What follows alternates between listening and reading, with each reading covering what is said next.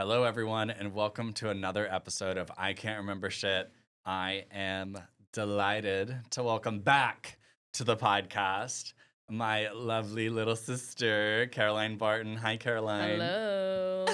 Hello. You were telling me that you listened to our episode, which is the first episode of this podcast. Yes, I did. What are your... First of all, let's talk about the glow up. I know. It's crazy. Came out as a lesbian, moved back home, grounded myself. Did a lot of grounding. You got grounded and then you were grounded. Literally.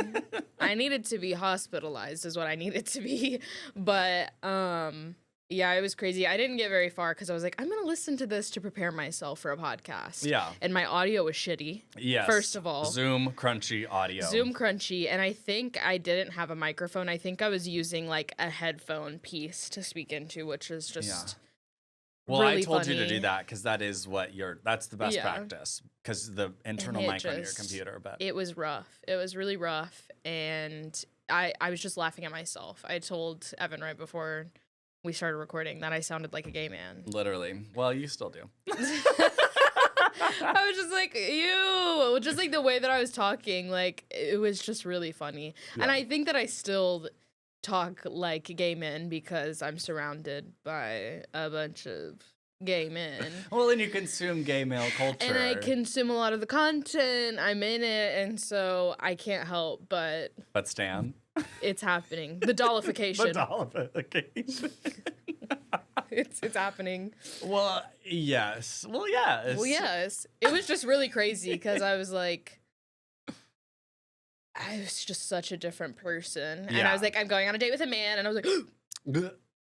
Yeah, the man. Not a man. Not I don't a even man. remember which one it was, but there was a couple. It was and a man. I never hung out with them in person except for one. So maybe I do know the man. Yeah, I think you know the man.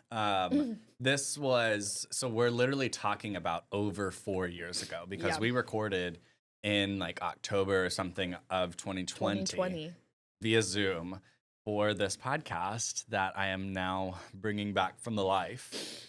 With a season 2. The resurrection. It's getting a season 2. It's getting the All Stars facelift, full new veneers. But don't look at my teeth. I think your teeth look really good, actually. Well, thank you. They're really white. They are? I honestly might have forgotten to brush today, which is a little rancid. It happens. You're serving filth. Which is crazy because I just watched Asia Consent's video on Trixie Mattel's YouTube channel before I got here. Wait, what? She does a whole drag look. Oh, yes. It's so good. The Trixie content has been so good. It's been spectacular. I'm so glad she went on that break. Asia used this, like, it's literally called nicotine, and it's like a tooth painting thing. That's how she gets that, yeah. I was like, that shit is crazy. And if I look like that right now... So sorry, that is not the look I'm going for. Literally. Well, I think just to get back on track in some way, like having you, my first guest, back on in season 2, we've got time passing, we've got our relationship changing as well, dynamics to discuss that I think like will come into play in all of this that we talk about today. Yeah. And I'm excited. I mean, like just in terms of like an update on you and I's relationship. We live together. Well, we live together. Well, we're roommates. And they were roommates. And they were sibling roommates. Sibling roommates, exactly. And sibling roommates has been interesting. I mean, we don't have to go into like the whole kakadaki-kaka about it, but like I think we've really grown as people in these past few years. I've seen you grow a lot personally in these past few years. I think that our cats have grown together. Our cats have grown together. It's not even funny because it's actually true. It's actually true. Like, so we have it's a 7 living being household. There's 7 of us. It's a gay farm. And the majority of the people in Midtown Tulsa. Literally, the majority of the people that are living, or the majority of the things that are living are cats in the house. They're beating us by 1. They're beating us by 1. We're outnumbering them. And I am not trying to bring forth a new life. Let's beat bring them. a baby into the house. Well, we've talked about that, but we don't know which one of us gay siblings is gonna do it. It would have to be you first. Yeah. You live with 2 queer women. I know. And one of them just discovered she might be asexual. Eusexual. I'm me-sexual. You're eusexual. Eusexual. I love her music. I'm not even gonna lie. She really does crack my shit up. Was like knowing where all of your quirks came from and not really and being frustrated for you. Like honestly, that's kind of where I You were landed mad at on me it. for me. Well, yes. You're like, that was a little Stephanie of you. Well, or that's a little Steve because like you didn't pick up after yourself or like I don't know. There's just certain things you got away with in our household that we grew up in, but like mostly you grew up in. When I say we, like I visited the house you grew up in. Right. And I think we talked about that in the last episode too, because the topic was vacations. And kind of how we didn't really. The vacations was a lot of the time that you and I deepened our relationship because it was for sure time we got to spend together. Yeah. Whereas now, like, baby, I see you every day. It's crazy. It really is crazy because when I remember shit. When I remember things, I'm like, me and Evan really weren't close and didn't have opportunities to hang out as much as we do now. And I'm actually more appreciative of that than like a lot of people would think. Because like I didn't have the opportunities to hang out with you when we were younger a lot because you were busy boots. Yeah, and I mean I lived a completely different life in a completely different city. Like you never visited Tulsa as a kid because your life was in Muskogee and it literally we're Imagine that. Audio listeners were grimacing. And I mean I just find that I kind of find that interesting because like Ethan and I both had this like time here, time there, and Ethan chose to spend his time there being in like Muskogee as like that was where he wanted to be. Yeah. And so for me, Tulsa was where I wanted to be. I mean, I'm still making that choice to be here. Yeah. And I like that. I'm so glad that I did, but that did come at the sacrifice of not having that childhood relationship with you. Or even with my dad and stepmom and, you know, your mom. Yeah. I think it's interesting to hear you kind of contextualize it as we weren't close. We were always close. I mean, I think that we were close, but in my little peanut brain, I loved to play a favorite. Exactly. And whoever was giving me attention, well, that was the favorite. Yeah. Of the next like 4 to 6 months. Exactly. And somehow Ethan made it to the favorite list a couple times. I never was the favorite. You definitely had a couple times when you were the favorite. When Ethan was on the shit list, you were the favorite. I was the immediate number one. But now, like, you're always the favorite. We live together. Yeah, I think, like, when I go back to childhood with you, the things that we bonded over were video games, and you had that kind of, you had that approach to siblinghood that some siblings do, and I think it's specifically that brother-sister dynamic if the sister's younger, where you wanted to do everything that we did, and we tried to keep it from you because we were too cool. It's hateful and it's rude, and it's honestly misogynistic if you think about it. It is, and then what is so funny is it then flipped when you and Ethan became like roommate siblings, and you guys started teaming up against me, saying bullshit like we have superpowers and it skips the middle child, and you don't get a superpower. Stupid. That is one of my favorite sibling stories. It is so funny. It's just rude. It was mostly an Ethan thing because, like, I just went along with it because he was like, Caroline doesn't even have her powers yet. Yeah, but like, she's not even a teenager. She's got to grow into her powers. She has to grow into her powers, but they skip you, Evan.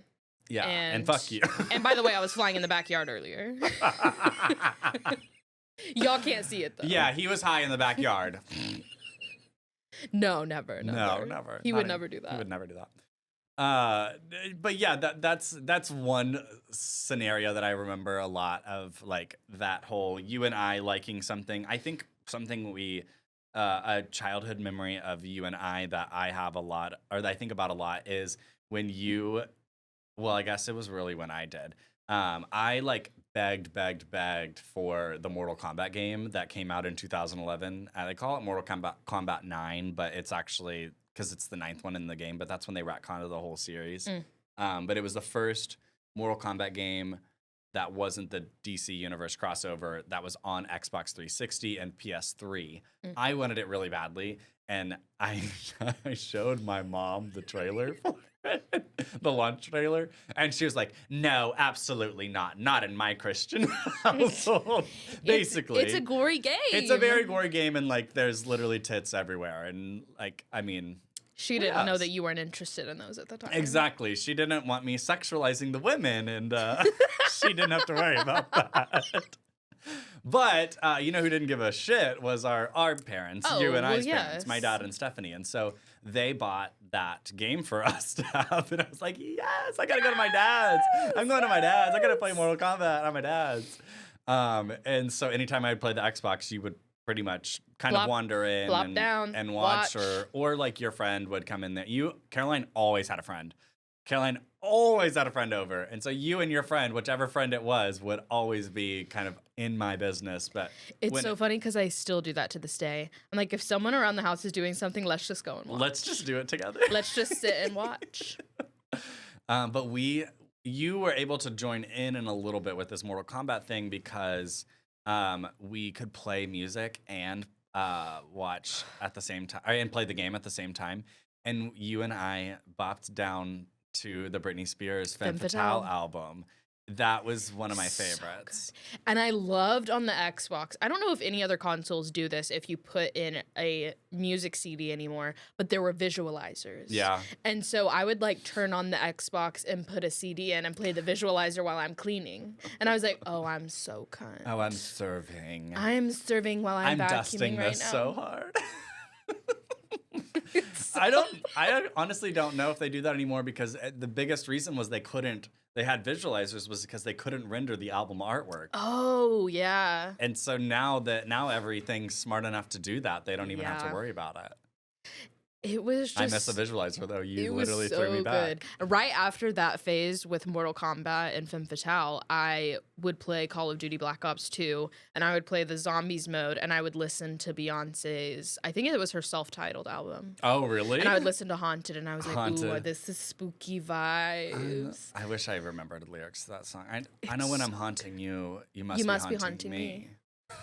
So good. Me and those zombies. That's my... that album came out at the same time I had my first serious boyfriend in high school, and we did really enjoy that album together. It was like, did you hear the Nicki song?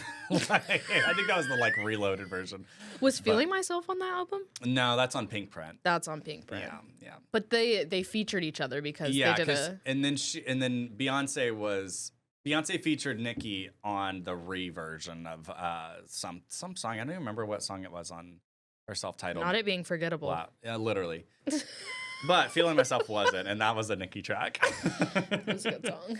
Okay, well, we're remembering shit already. We're remembering shit right now. But I'm really excited to kind of talk. I think this is a great segue, honestly, into our topic for the day. We spent the first couple minutes Kiki catching up, as if we don't live together. But are you excited about what our topic's going to be today? I'm really excited. I have a feeling it's going to have to do with our childhood again, but I hope that I'm surprised. I think you're going to be surprised because that's not it at all. Oh my god. Oh my god. Oh my god. I'm so excited. You got to build the tension. Where's the drum roll? I'm really excited to reveal to you what the topic is. Are you ready? Let's reveal. I'm ready. The reveal. The reveal. We are going to go into our memory banks. Remember that. We're being in our memory banks. Damn, I forgot. We're going to be saying a lot of that. We're going to be saying a lot. That needs to be a segment name. Damn, I forgot. That's a thank you to like Drew Phillips brought that back for me. Drew. Thank you, Drew, for being like, damn, I forgot. It's now a soundbite in our house. It's too good. But we're in our memory bank, and we are going to be discussing today our favorite and least favorite memories related to K-pop.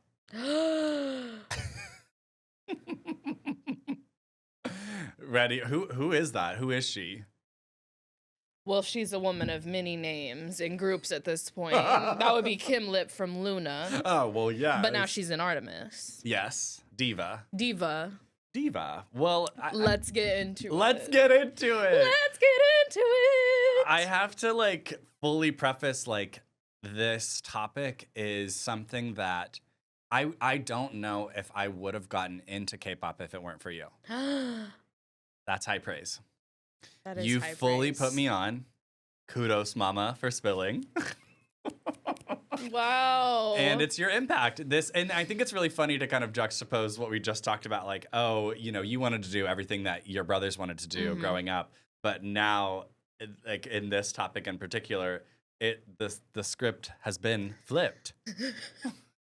The tables have turned. We've switched up the dance no, I can't think of any more. There's a new choreo. There's a new choreo. This is the B-side. A new feature. But yeah, I think I love talking about K-pop with you. It's been a 7-year journey of K-pop together. Because I'm pretty sure you got into BTS in 2017 or 2018. 2018, I think. Maybe 2018. That sounds right. It was like junior or senior year. No, sophomore or junior year of college for me. It's crazy. It was definitely sophomore year because I was like depressed as fuck. And then you were like, have you heard Fake Love? But did you hear this new crazy song? Have you heard this new track from my favorite Beyond the Scene? Beyond the Scene. Or the Bangtan Sungyeon Young. I don't remember what the BTS stand for. I don't remember either. We fell off. We have expanded our horizons, baby. We are not. We're in Nugu territory. Exactly. We are not just ARMY.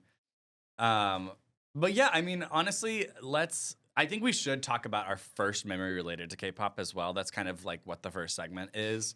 And then we'll get into our favorite and least favorite. Okay. So you go first. Okay. What's your first memory about K-pop? I kind of did share mine. You put me on. I have two first memories that I would like to share because I have a memory of first being exposed to it, and then I have a memory of whenever I first actually got into it and decided to consume it. Okay, wait, me too then. Because we probably like had a first experience with it in a similar way potentially. I know a lot of people did. Okay. But my first experience was with, I think they're called the Fine Brothers. Is that right? They had the YouTube channel and they would have like the kids, the teens, the old people on, and then they would react to videos and they would react to music. They like coined the term the React. They React are content. the React Bros. Yeah, I don't know them. I can't remember. I think they're the Fine Bros, but maybe I made that up. They reacted to K-pop in like 2011, I want to say. Oh, so wow. like Psy's Gangnam Style was on there. They had some other groups. G-Dragon. What group is G-Dragon in? Big Bang. Big Bang. Okay. Bang, bang, bang. That song eats. And I was like, wait. Well, whoop on Gangnam Style. Everyone does that. So good. And I just consumed a lot of silly YouTube content back then. And it didn't go further than that, but I was like, wait, I kind of get it. Like, what is that? I kind of get that. But my actual first experience with liking K-pop, advertisements, baby, they work sometimes. BTS was on an advertisement on a YouTube video for an LG phone. Oh, yeah. And DNA was playing in the background, and I was like, I think I might like it. That is one of their best songs. And DNA. At the time, I was still not out as a lesbian, so I was like, wait, they're hot, they're so gorgeous, and I need to know what song this is. Yeah. So I started getting into them. I started watching all those cringy videos where it's like, get to know the BTS members. Mm-hmm. And then it's like... This is before like any of them even started learning English too. Like it was wild. Yeah. But the music was cunt. It was. You got into BTS and Love Yourself era. Yeah. I did. Which is arguably their best. I started buying their albums because I think just around the time when I started getting into them, they started getting popular in the West. And so they started selling their albums at Walmart. And I was like, well, let's go to Walmart. Well, let's go. All we have in Muskogee is Walmart. Let's go. So I went to Walmart and I found the Love Yourself albums. And I actually think my first photo card pull was a rare one because I got like a lenticular of a full group photo. Oh, and it's that a was lenticular. it's like those 3D photo cards, and it's like they like shift positions when you turn it. Oh yes. And so it was one of those, and they had the sexy jean jacket outfits on where they were like kind of showing nipple and kind of showing bod. Shout out Chaw Bubble Tea in Tulsa. I gave those albums and photo cards to an army at Chaw Bubble Tea, one of my old coworkers, and she was like, "Oh my god, you need to sell these." I said, "No, these are for you." These are for you. Because she also crocheted me a little tote bag before I left, That's and cute. it was my favorite color. Is it was that like purple one? Yeah, it was like genuinely the sweetest thing ever. And I was like, "You spent all your time learning how to do this for me. Like, no, take all my BTS shit. Like, I don't even fuck with them like that Sell anymore." it and make all this money. I was like, "I'm not doing that. You love them, so take it." And she was like, it was just really sweet. So those are my first experiences with K-pop, and I've locked in since 2018. I don't play. I don't play. I do not play about K-pop. We literally don't. Like, there's something about every week there being a new release. Every month, your favorite new group is coming back again. Like, there's so much to consume with K-pop that I think it really is it's a never-ending obsession if you want it to be, which I kind of live for. I think we're going to get a little bit more into that in a second, but I want to share what my first exposure to it was. And I know exactly what it was, and it was really funny. You and I went on a trip to San Antonio the summer before I went to college, before I went to Dartmouth. And I was like 18 and on Tinder. And on Tinder, you introduced us to Drag Race during that trip too. Oh, that's so funny.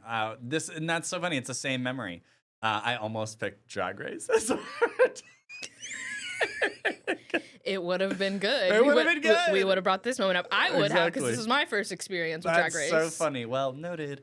But we talked about, that was this trip. We went to San Antonio. I remember we did like the Tower of the Americas and all that stuff. But I'm on Tinder, meeting boys and sneaking away on a family vacation to go meet people, or the prospect of it. I don't necessarily know if I did go. I don't think I ever did go meet up with anybody that trip. Yeah. I wouldn't remember anyway. But I was talking to this person, and they were like, I'm trying to remember, because this was Tinder in 2016. I don't think they had like, what your favorite music is, or that connected or whatever, like connect to your Spotify. I don't think that was a thing. But one of the guys that I ended up following on Instagram too, so I literally am like still connected to him in some way, showed me Mamamoo's Piano Man. Hey, Piano Man. That's dun, dun, dun. wild. It was crazy. And this was like 2 years before you did. You introduced me to what K-pop was. And then later on, I found out like, oh, Mamamoo was K-pop? Oh, Solar and who's all the other bitches in K-pop? And there's a lesbian one. Moonbyul. Love her. Hwasa is the diva. and Huiyin. Yeah. Well, they're all divas, honestly. And they've all gone solo. Kind of divas. But Piano Man is such a funny song. They're like butch, like kind of suit and tie Justin Timberlake era. That is so funny. It's I don't think really I've ever funny. seen that music video. Oh, it's a funny music video. That song came out in like 2013. So wow. He was still on it 3 years later. Wow. That's wild. Yeah. But that was my first exposure to K-pop, and then you like I talked about, you got me in. You threw me in. And really BTS I think was the group that broke me. But then it was GOT7, because talk about a visual group. An impact. The impact that they had. So good. So good. Agase. What'd you just say? That's their fandom name. What? Agase. Agase. And it sounds like I got 7. Agase. That's their whole thing. There we go. It's like a baby chick thing. We should speak some Korean right now. I can't. 안녕하세요. I think I know how to when I'm singing in the car.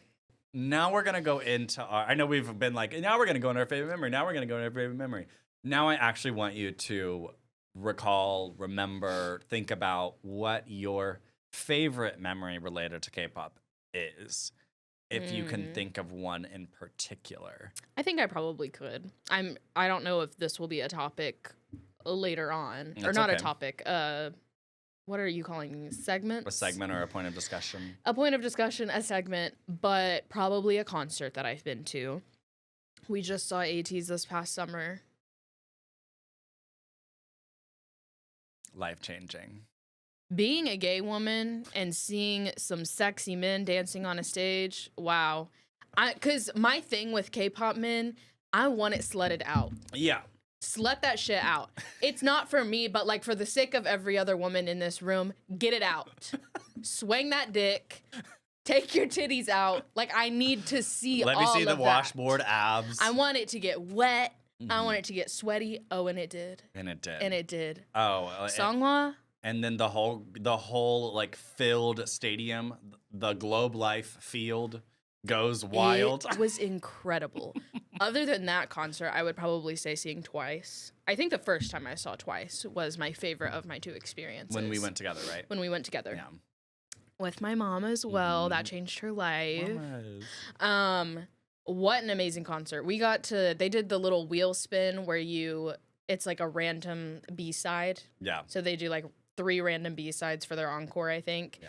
And they did a couple that I didn't like. No, but they did what's it called? Love Foolish, right? Love Foolish. Yeah. I kept wanting to say Love Actually, and I was like, that's a fucking movie. I haven't even seen that movie. It's a Christmas movie. They did Love Foolish, and like they weren't doing full choreo or anything, but they sang it live, and we got to hear it, and it was a random chance for that to happen, and I was like, Well, and that I saw that, and y'all did it. And you and I were both that's on the Feel Special album. That was a game changer. I think that album put me on to Twice. Really? Yeah. Fancy, easily. I was like, I just don't know if this is for me. And then Feel Special came out, and I was like, oh my God. Why am I crying? They just love each other so much. They actually get it. Twice is always 9. I was going through like my first like lesbian situationship in high school, and I was like, I need to feel special right now. Yeah. Because I don't. And it literally made me feel special. That concert was so good. Do you remember when that was? Like 2022. I think that's right. I think it was the Scientist era. Yes, Formula plus Love equals Heart. One of their best albums. What are some of their other songs? Scientist, like that being the title track, not one of my favorite title tracks. Yeah, I don't love that song. But the rest of that album, they had all the subunits that they broke into 3s. And they did performances with those groups. Formula of Love, O plus T equals Heart, which means once plus twice equals love. Yes. Of course I know. Well, of course. Because I know the formula. Subunits. I haven't listened to these songs in a long time. So good. Push and Pull, Geo, Sana, Dayan, Hello, Nayeon, Momo, and Chaeyoung, and 132, Jonghyun, Mina, and Chewy. Crazy. Wow. The Feels is on this album. Oh, it was so Boy, I know. It was so good. There's so many good songs. This Espresso. They have a song on this album called Espresso that I love. That Me Espresso. The original That Me Espresso. The album was so good. I think that was the album they followed up. I'm on it. I'm looking. You Can't Stop Me. I Can't Stop Me. I Can't Stop Me. Eyes Wide Open. That album. Another banger album. So freaking good. Just good timing. They know how to make good music. A lot of people don't get Twice. A lot of people don't get Twice. A lot of people don't get Twice. They are so popular, but a lot of people don't get Twice. The thing about Twice, they don't make bad music. No. And they don't make bad B-sides. If you don't like the title track, you'd probably like a B-side. Exactly. And they are so good. And they're so gorgeous. I don't think I should never get away with saying that a girl in a K-pop group is ugly or whatever, or not a visual. No one should get away with saying that, but they are always gorge. Their styling is impeccable. Their choreography, their synergy as a unit, they actually like each other. They kind of want to kiss each other on the mouth, wet, stinky style. And they do sometimes. And then if you go back into the full lore of watching the show 16, Have you ever done that? Did you ever watch We started watching 16. I don't think I watched the whole thing. You watched the whole thing, but you started watching it with me, and I don't think that we ever finished it together. It's an insane show. It is insane. I think we watched- stopped watching when something horrible and fatphobic happened to Jiho, and we were like, oh. Oh, many times. Was it and that scene comes up on Twitter all the time. It's the one where they're in the pool and then like I don't know, they say something about like how she looks like a whale, and I'm like, what? She's like tiny. She's been working at that company for like since she was like 12. 12 years old. And they always cut to footage of that. And when she was auditioning or when she was on the show, I'm pretty sure I'm pretty sure I know the year that she was born. She's born in 97. So she's literally my age. She was, and 16 came out in 2016. Twice, Surely. 2015. Twice formed as a group in like 2015. Yeah. So she was 17, and they're calling her fat on television. It's wild. It's wild, and it's even crazier to imagine yourself in that position. Oh my God. Because then you're like, wait, let's have some humanity right now. Well, and this is insane. Almost all of those girls at the time when they were doing that show were like 13, 14, 15. Natty was like 11. Who is now Natty? Diva. Kiss of life. Diva. She is a diva. It's really interesting. Like there were 16 contestants. I think on 16. all of them have debuted. All of them have debuted, and some of them. One of them isn't from his 9. Mm-hmm. I don't even. I can't shed a tear about them right now. I won't do it. Oh, are they done? They're done. Done? I think after December is their contract ending. I can't talk about it. I was like, we gotta save. We've lost. I saw a TikTok and it was like the Nuku apocalypse that happened this year. It's like, no, literally, we lost Wacky Meki. We lost Cherry Bullet. We're losing Lucemble. We're losing From His 9. I can't believe the Lucemble. I'm not accepting it. I don't want to save some of these for your least favorites. The Nuku apocalypse of 2024 is your least favorite. Okay, I'm gonna go into my favorite memory related to K-pop, and it is really I have so many because I think that in every day is a K-pop memory. Honestly, I think that K-pop like truly does bring me it's a large source of joy in my life because it's something I personally enjoy. I love listening to music. I listen to music more than I do podcasts, and I own a fucking podcast network. Yeah. It just like I do listen to music a lot, and there being so many releases and so much content to consume, and new groups that I like coming out with music, like it is a constant source, and I love that. Yeah. And it's not just music; it can also be music videos. It can also be like fun content that they put out as a unit or whatever. I love that. And I mean, I think that the most enjoyable experience of consuming K-pop has to come from the concerts because it is that culmination of, oh my God, I've been loving this music for so long. Oh my God, now I know all their names. Oh my God, now I know when they were born. Like it's very popular to like know the years that all of the members were born because which is low-key creepy. It is kind of creepy, but like the maknae like member always being like kind of slay, almost always slay, like the youngest member of the group, it matters, and the oldest member of the group matters because they have like what do they call like Atinys? You're Atinys. If it's a girl group, and then oppas. Hyung is yeah, boy to boy. Yes. So it's just interesting to like. There's so many layers to it that I think truly are the foundations for stan culture. That K-pop originated stan culture, which I don't necessarily love stan culture, but like the concerts do become that moment where everything you've known, the work that you put into consuming the group, making the group popular, sharing with your friends, and all of that becomes a moment. And there's one experience that I have in particular that I think was my favorite, and I think it was seeing BTS. I forgot you saw BTS. I always forget because I couldn't go. Well, it was in New York City, baby. It was really crazy. Well, but this is such a fun story because basically met my online friend that I introduced him to. You're spoiling it. You're literally spoiling it. But anyways, I went. This was like my junior year spring, so right before summer or Yeah, right before the summer of 2019. So this is May 2019. But I think I bought the tickets for this concert back in June and dropped like, well, I actually don't think I spent that much money. It was like, oh, by these standards these days, it's probably a lot of money. Yeah. So it was 5 years ago. I spent $137 on upper ring of a arena, of the MetLife Arena. Yeah. Like upper ring, still spending over $100 is kind of crazy. That is kind of crazy. It is that ticket for them now, I think because of Taylor Swift, is probably that those go for $400, or you don't even get them. You don't even get them. Or you don't even get them, yeah. You don't even have the chance to get that ticket. But anyways, I got that ticket, and the plan was like over the 4 months, I was talking to friends like, oh my God, I'm going to BTS. And they were like, I'm going to BTS. And I was like, where are you going? And they were like, MetLife. And I was like, how are you getting there? And they're like, I don't know. We don't know. We don't know. We'll figure it out. And so, I mean, from Hanover, New Hampshire to New York City, and this is MetLife is actually in Jersey, so it's like south of New York City proper. Like you go all the way down the Manhattan Peninsula and then into Jersey. And so what we did, I found 4 friends that were gonna go, and these were my divas. I loved these divas.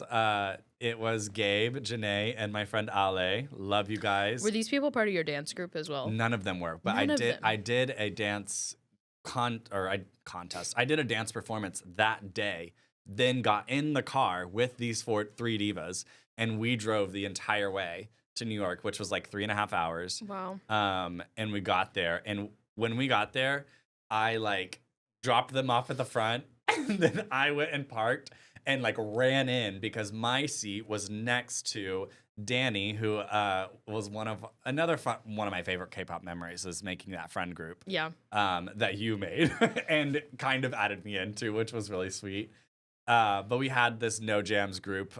They still talk. And we still talk. Y'all still talk, except for me, which is fine. Y'all are all ladies, and that makes We don't talk sense. very often. We usually like wish happy birthdays and stuff like that. They're all doing such wild, fun things. It's crazy. That's awesome. I love that. These are like our Latina divas. Literally, I forgot about that. They're all Latina. They're all, but coast to coast. Like K-pop is like a global thing. You were from fucking Oklahoma, and Danny lived in New Jersey, and like all of the other girls lived in. Aisa, and Araceli live in. Steph lives in California. The other 2 are This in isn't doxing, Seattle. right? I don't know. We can bleep their names. Say their names. Say their names. And then little old me. Little old me. In the South.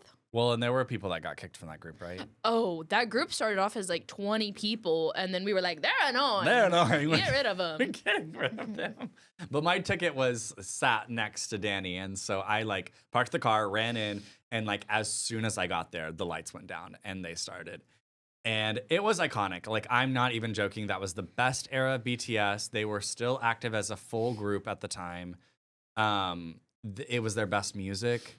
They all had solos, and all of their solos I loved, like Singularity, Serendipity. We got all of that. Jimin was Jimin in that little bubble. In that bubble. Oh my God. In the bubble on the bed. In the bubble on the bed. That twink. Yeah, that twink body. I was like, he definitely reveals it in that choreo too. It was just so good. That they Best eras for sure. The one song that they started with, I think, was Dionysus, which was as you headed out of Love Yourself into Map of the Soul, I think, right? That was a title track of that. But yeah, I mean, my favorite memory mostly because, like, that is truly an experience that I can already say I know no one else will ever experience. BTS got even bigger after that, and I don't know if they will ever come back as a group and go on tours and make music the way that they did when they were there, but that was their peak artistry as a group, and it was fucking fantastic, honestly. Yeah. The only downside of that story is that because I ran in and rushed in, I didn't remember where I parked the car, and so we looked for the car in the MetLife parking lot for at least an hour and 15 minutes. That's crazy. And we had to drive all the way back to that night. We didn't have any place to stay. That is the worst part of every concert experience is the drive back. Well, leaving, yeah. Because we commute to a concert. Oh, literally. You and I have had to do, I think we did this for ATs. We don't stay in the town, and because they don't come to Oklahoma, we have to go to Texas. Gotta go to Texas. They don't go to Kansas City. We don't get the option of choosing which horrible experience we want to have. Literally. It's just to Dallas. Yeah. And I hate Dallas traffic. I hate Dallas infrastructure. I am not a fan. It's not great. And it's not even fun. The idea of going and staying the night is also not fun. Yeah. Because you don't get a whole day to do anything since you're driving up that night. Or I don't know. It's and K-pop concerts are always on a random ass Tuesday. Yeah, literally. What am I doing in Texas on a Tuesday evening, driving back for 4 hours? Yeah. In the middle of the night. Exactly. And then waking up the next day and having COVID. That was crazy. And I was the one that was sick, and I didn't even have COVID. Allegedly. Allegedly. Okay, it's time. I forgot to use this last time. We're going into our least favorite memories, but I call this the memory dump. Let's go into the memory dump. Okay. What is your least favorite memory or your worst memory related to K-pop? I feel like I could have a lot for these. Obviously, the getting COVID right after the ATEEZ concert is up there for me. Because that was recent and it's fresh. And fresh pain. I get sick multiple times a year because I'm just so fragile. Other least favorite things, I would say my favorite group's disbanding. Luna disbanding has been like so tragic, but it's also had it's had some good things. It's had some fruit, from the ashes. it's been. It gave us Talk to You Later. It's given us so many things. Eve as a solo artist has like actually changed my life. Revitalized me. So being able to see them all do their own creative processes and we know the like abuse that they went through as a group. Yeah. I think that adds to the disbandment being so painful is that you know how much they went through to even get to the point of disbandment. Like it makes it a little bit more like it's bittersweet. Yeah. It's a bittersweet memory. Oh, I would say that a really rough thing that happened in K-pop was the big scandal with all of the men. Seungri from Big Bang. That shit was awful. Yeah. And I think it's had an impact still. I don't know if it's still ongoing, but that and the remnants that trickle down from that, horrible. Yeah. It really wicked. Yeah, it's wicked. It really exposes the dark side of K-pop, something that, like I said, brings so much joy to my life. It having this like horrible men behind horrible, who would have thunk mistreatment of other women and of each other, children. And then their punishments being extremely lax in some cases. Or no punishment at all. Yeah. It's insane. It's like, really crazy. The worst thing that happens to these men is they get blacklisted from the industry. But then they can go live a normal life. Yeah. And be around women and kids again. And it's like, you are spreading porn. Child porn. Rape porn. That's crazy. And you still get to walk this earth you as just a get free to hang man. out. Yeah, no consequences. It's malicious. It's horrible. It's horrible. I would say things like that are some of the worst. Also, cultural appropriation within K-pop. It makes it really hard to want to share it with friends. Like, oh, look at this fun industry. Women don't get treated horribly and they're not appropriating other cultures, I swear. When you can find groups that don't fall into those stereotypes, it's become a stereotype in K-pop now. Like, we can't listen to K-pop because this is gonna happen or this is gonna happen. Like, we're doomed. Yeah. I think that part sucks also. Oh, and Taeyil from NCT. Yeah. We don't fuck with you. I got your number. I know what you did, and I don't fuck with you.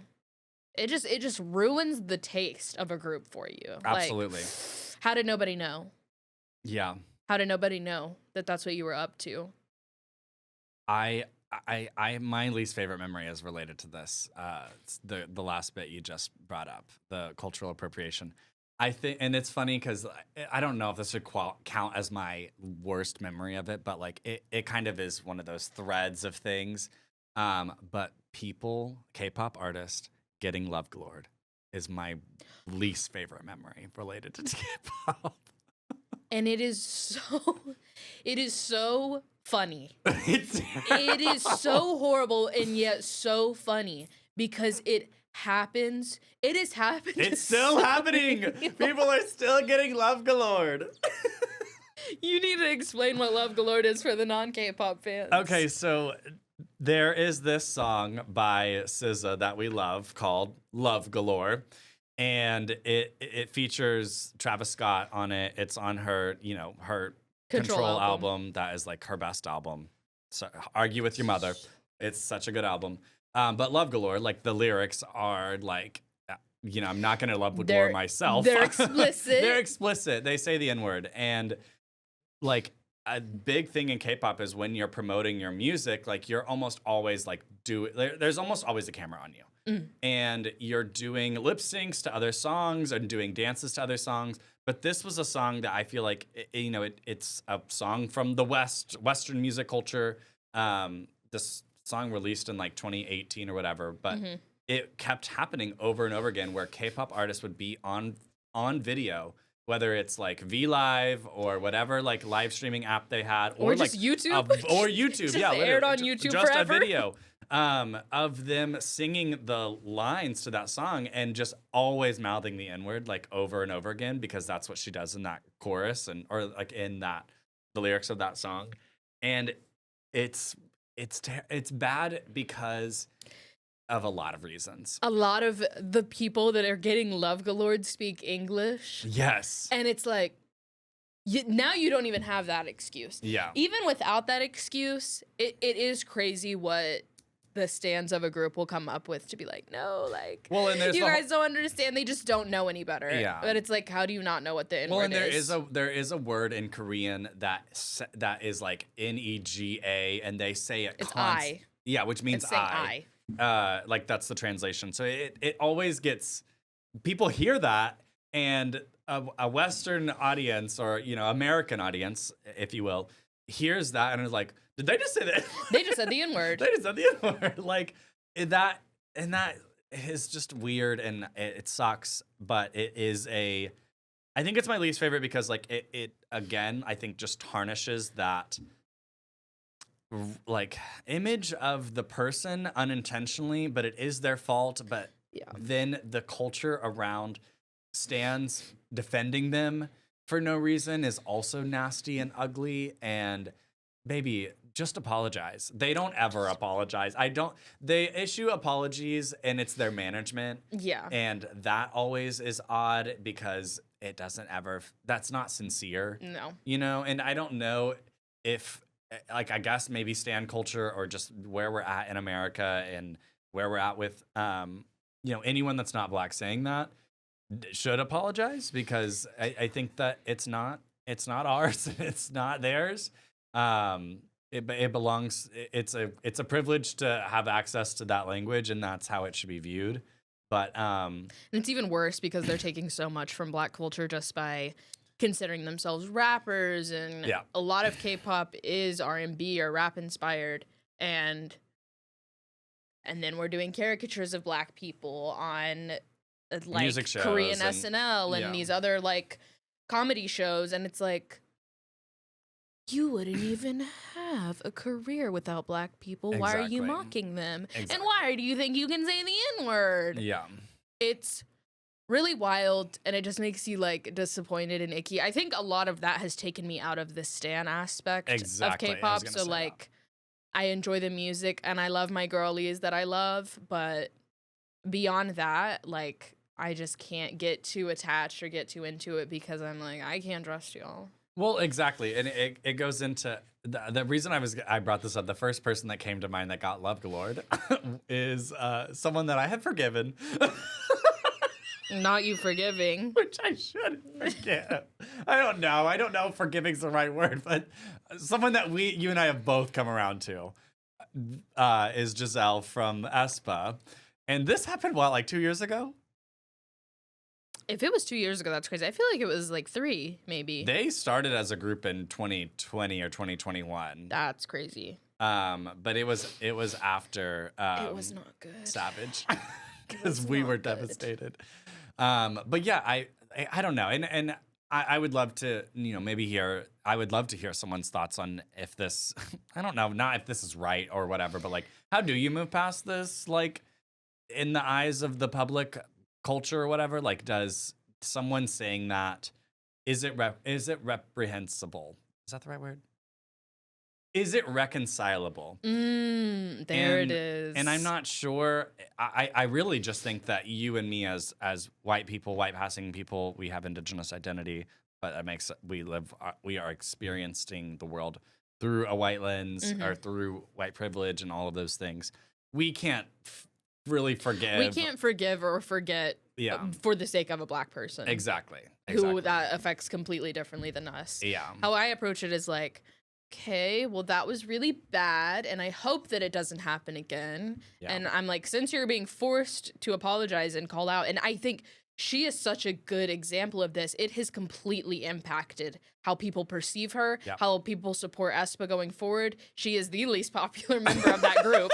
Absolutely. Absolutely. And she's already impacted by the fact that she's a Japanese member in this group. But she also was an English speaker, though. She was an English speaker. So I just mean like the Japanese aspect. That a lot of Korean fans treat the Japanese members differently because they're Japanese. So I think it's already impactful. But it's just like, well, those other 3, they're cunty, and I live for their music, so I have to just enjoy that and be like, Giselle, you know what you did, diva. Do better. Do better. And yeah, I mean, I think it's just there is the music industry more broadly in America has issues, and also in Korea. And we're not even, I mean, you kind of just touched on it, but like this whole thing with like, I don't know how you'd call it, like xenophobia within East Asia, like Japanese members being treated differently than Korean members, Thai members being treated differently, like Chinese Chinese members being treated differently.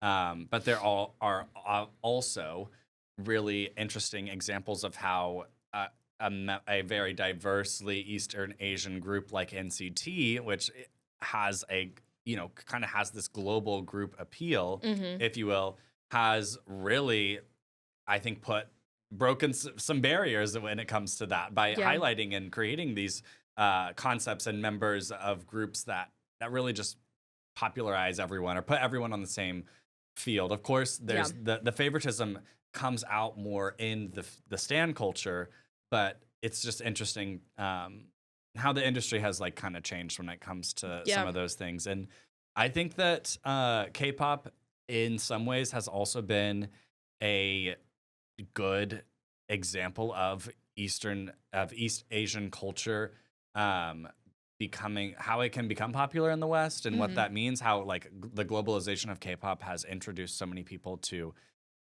like you and I to something that we really love and have supported the culture of, I think, become cultural appreciators of Korean cultures and traditions and the food. I mean, like it really has opened us up to this thing that we might not have had interest in had we not had this vehicle of K-pop to explore the culture. So I find that really cool. Yeah. All right, Diva, we're at the end of our hour. I want to just wrap up with I wish you had got to the end of your episode, the last one. And remember what you said or heard what you said, because this hasn't changed since the first season. But if you were to zooming out from K-pop, like what is something related to memory that you feel like you struggle with the most? Everything. I'm an undiagnosed ADHD individual. It is constantly impacting me. I think that things that I struggle with the most are really mundane things, like, oh, that sink is full of dirty dishes. It is actually right now. It's currently full. But I'm like completely blind to it, or it's just the thought of it gives me so much anxiety of like tackling that because it feels like an event. Yeah. It is an event to do the dishes in my brain. Yeah. For being forgetful just is something I Your struggle with. short-term memory. Yeah, absolutely. Or task-oriented things. That executive function is not there a lot of the time. Yeah. So just oftentimes struggling to remember when things are due, hating deadlines, not being able to make appointments frequently. Oh, my therapist, I haven't seen her in 2 weeks. Because she'll be like, I told you I could come to the studio yesterday, and then I was like, I have therapy. And I said, Diva, we're going to have to schedule for next week. Yeah. So just day to day is hard for me. Long term, we can't even get started there. Because I definitely know in my first episode, I talked about my long-term memory in childhood, how people have such vivid memories of childhood. And I'm like, ooh. That's always my answer. I don't remember that. I don't remember baby Caroline. I don't remember all of that. And even more so because I have changed so much as a person. And I feel like my experience growing up was me masking a lot and putting my true self to the side to present a version of me that is more desirable to the person that I'm around. So it would usually be the closest person to me, like a best friend, and I would just mimic their personality so that they would love me forever. Mm-hmm. Then I'd get really tired of doing that and be like, okay, we can't even be friends anymore. I'm over it. Then you dump that. Be like, I'm actually ghosting you. We're bye. So long term, yeah, of course I don't remember that because that wasn't really me. Like, I couldn't be myself. And you don't want to remember the feeling of masking. You want to remember. You would want to remember just like what times you were where like. I truly felt like myself. Yeah, exactly. Which is why a lot of my most important memories that I can recall are like high school. Yeah. Even then, I still have a bit of a hard time because I I had one best friend like all throughout high school, and I mimicked her too. And it's getting further and further from us too. Like, I mean, it's that was a while ago. I mean, I don't know if it's worthy. I don't know if it's worth me every time I do this podcast to talk about what I keep forgetting. To talk about it. Yeah, because I think mine is childhood, and I talk about that a lot. But in the lens of you, I think that I don't think I masked as much as I did. It just became obvious over time that I was who I was to myself, if that makes sense. Yeah. It was hard to resist the urge to be queer. It was hard to, not want to express myself in the ways that I do now as an adult. It was just, I think back then as a kid, I do have childhood memories that I remember a lot of kind of how I was and all those things, but I don't know. There's things that I do feel like that are blocking a full understanding of my sense of self. Yeah. And that's something that I would like to revisit at some point. So need some EMDR therapy. Oh God, and I've done that, and it's a lot. Tap into that. I cried when I did it. Oh, always. Well, that's how they get you to talk to your inner child. Yeah. And I was like, I don't want to talk to her. I was Put like, her away. I was like, he's 7 years old, and I need to hug him. I was like, she doesn't know what's going on. We don't need to bring her out. Well, Caroline, thank you so much for doing the damn thing twice. I did it twice. Am I the first You're guest? the first repeat. Yep. I love repeats. Repeats are fun because we've already done this before. We've already done it before. We've already done this, girl. You're the person I would be most comfortable talking with in a setting like this, I think, too. Because we've had so many shared memories and interests, and the amount of things we can talk about are endless. Oh my God. I was like, we talked about one of them. There was another one that I want to say potentially if there's a three-peat. There probably will be a three-peat. Where we dive into something else. But thank you so much for doing this. I really appreciate it. You're welcome. And thank you so much. See you next time. And thank you so much for listening to this episode of I Can't Remember Shit.